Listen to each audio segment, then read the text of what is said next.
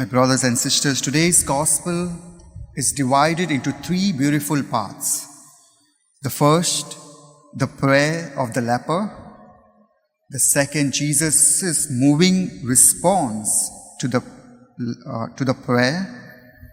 And the third is the healing of the leper.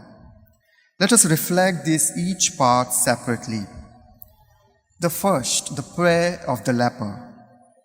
Lord, if you will, you can make me clean, is a prayer of a leper.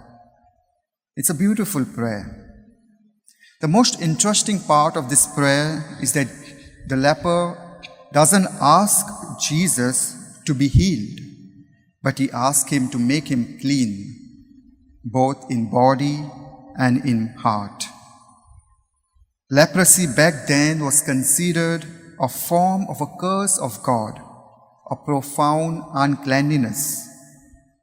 A leper during Jesus' time has to stay away from everyone, away from God, away from the temple, away from the divine services. The leper has to stay away from God and away from everyone. They lived a life of lonely life, a sad life. And despite this, the leper reaches out Jesus. He finds Jesus and he prays, Lord, if you want me to be clean, make me clean. And that faith moves the leper and breaks all the laws and regulations and encounters Jesus, saying, Lord. As my brothers and sisters, that's enough. We don't need to make a big speeches of prayer, but just the word Lord, to acknowledge the omnipotence and the goodness of God. The second part of the gospel and the third part is Jesus' moving response to the leper and the healing of the leper. Yes, Jesus was struck by the faith of the leper, and he moved and he extends his hand and shows compassion and touches him by saying, I will be clean. After healing the leper, he tells him not to speak to anyone and go and show yourself to the priest.